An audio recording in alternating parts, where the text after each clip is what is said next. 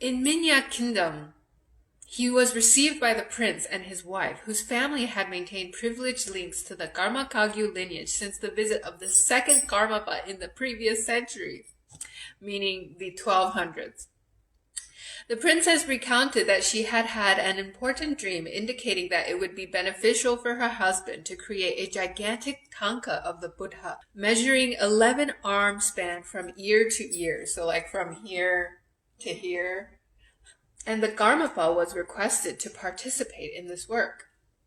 He first outlined the silhouette of the Buddha on the mountain with white pebbles, and over the next year or more, many hundreds of artists worked on the project. Rolpe Dorje closely oversaw all stages to ensure that each detail was scrupulously respected. He also contributed financially to the general costs of the project. The Thangka represented the Buddha on the lotus throne. Let me show you guys. Here's the white Tara on a lotus.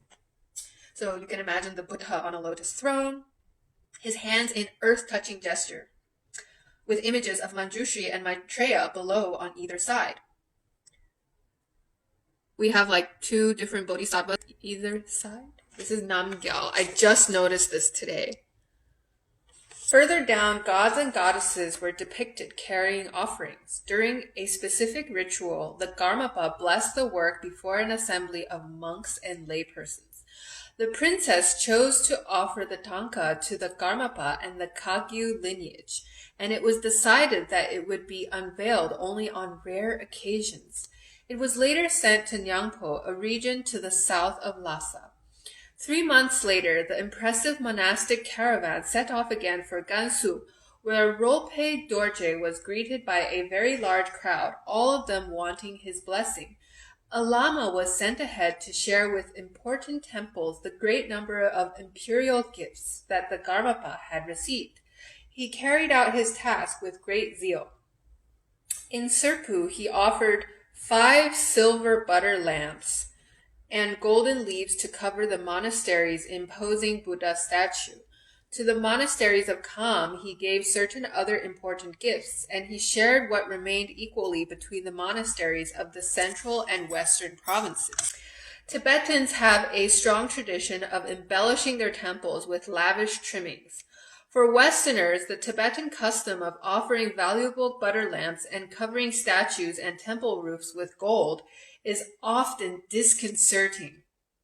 They see only the decorative aspect of this tradition. Tibetans, however, do not consider using gold and silver in sacred places a misuse of money. For them, this aesthetic frivolity is much more profound.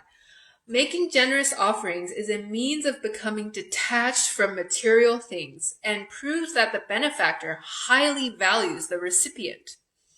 It is regarded as a great accumulation of merit, good karma, the cause of well-being and spiritual progress in this life and subsequent ones. I think Sensei Rinpoche has a short video explaining what is karma on YouTube, so if you guys are interested, you can search him.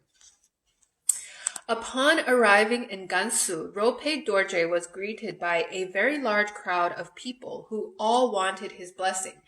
He quickly established strict rules of discipline and mandated that no one was entitled to more than 1 audience. Over 19 days from sunrise to sunset, he received thousands of people and blessed them one by one. While in Gansu, the Karmapa had a dream in which Saraswati, the deity of poetry and arts, offered him some nectar. She thus conferred on him the capacity to spontaneously understand the meaning of the most profound poems. During the period of the 4th Karmapa, a large part of Asia was still in the hands of the descendants of Genghis Khan and was divided into khanates. Om Saraswati Namo Namaha. While Togan Timur ruled the Chinese Empire as the head of the Yuan dynasty, another descendant of Genghis Khan, Tughluq Timur Khan, had ascended the throne of the Khanate of Chagatai in Central Asia. The rivalries between khanates were never ending, and Tugluk Timur was looking to boost his own prestige.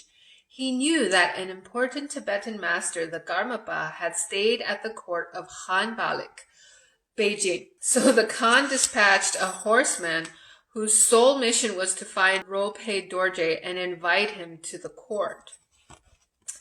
That's a tough job, man. With no GPS.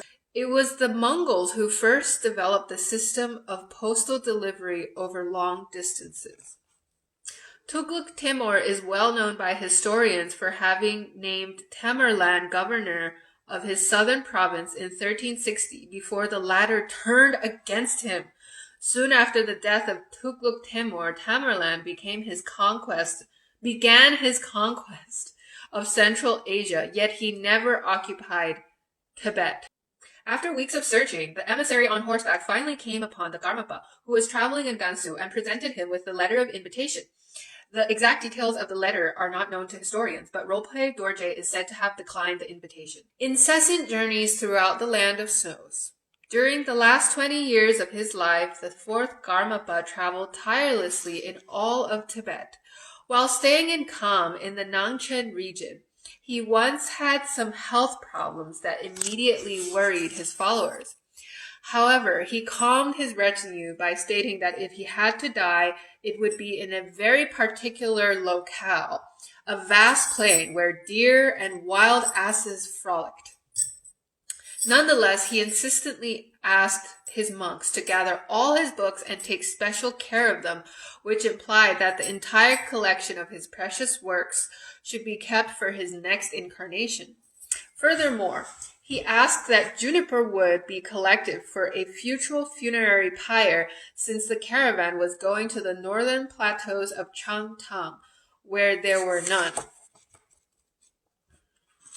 Sandalwood was more commonly used for the pyres of great masters, but it had to be purchased from some foreign countries, such as Nepal or China.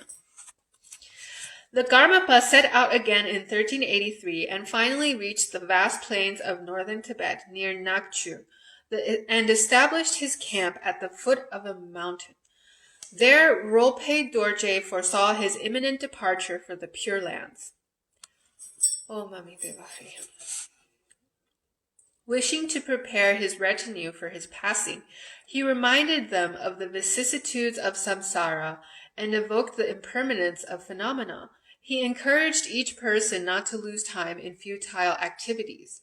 If the body of a perfect monk is burned at the summit of this mountain, Chinese troops will not invade Tibet.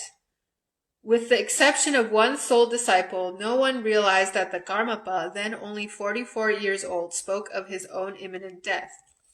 On the 4th day of the 7th month of the water pig year 1383, the fourth Karmapa showed signs of illness. It was only then that the rest of his followers began to worry and wonder about his recent declarations. 10 days later, on a night of a full moon, Rolpe Dorje performed ritual circumambulations around his religious objects and relics so as to bless them one last time. The Karmapa then sat in a lotus position, gazed into space, and recited the prayer of Samantabhadra. He meditated until just before sunrise, when he entered into the Dharmadhatu.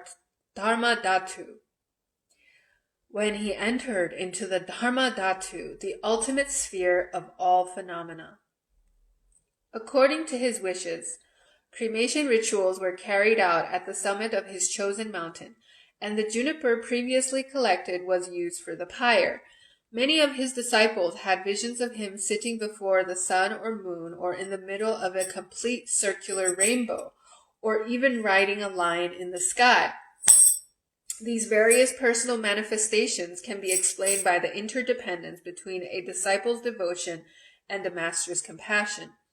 Though different in appearance, those signs are in reality but multiple facets of the same essence, the Dharmakaya. We see a lot of imagery with rainbows, and it is legendary when one High Lama passes, and then during the ceremony, sometimes you see rainbows. I've never witnessed one, but there are people who were interviewed, and it's like very beautiful. Among his ashes, a number of relics were found that were placed in the stupa at Serpu Monastery. Principal disciples: the second Karmapa, Kacho Wampo. He became the 15th pearl of the Golden Rosary.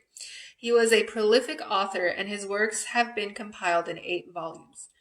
Drikung Choki Gyalpo. He was a Drikung Kagyu lineage holder. Tertong Sangye Lingpa, one of the most important tertones in the entire history of the Nyingma lineage. He was very active in Kongpo, southern Tibet. The 4th Karmapa prophesied that he would carry out great activity for the well-being of many sentient beings. Dogon Temur. He was the 9th and last Mongol emperor of the Yuan dynasty, which ruled China at the time. He reigned from 1333 to 1368 under the name of Huizong. He was a disciple of the 3rd and 4th Karmapas. So here is a replica of what might have possibly been the really big Thangka in Minyak. However, the Buddha here is with 2 disciples, and I think this is Zambala, the wealth bodhisattva manifestation. Manjushri here, and Chenrezig here. So I guess there is some stylistic continuation. The 5th Karmapa, Deshin Shekpa. So this is the only one where I think an emperor is seated next to his small image in this book.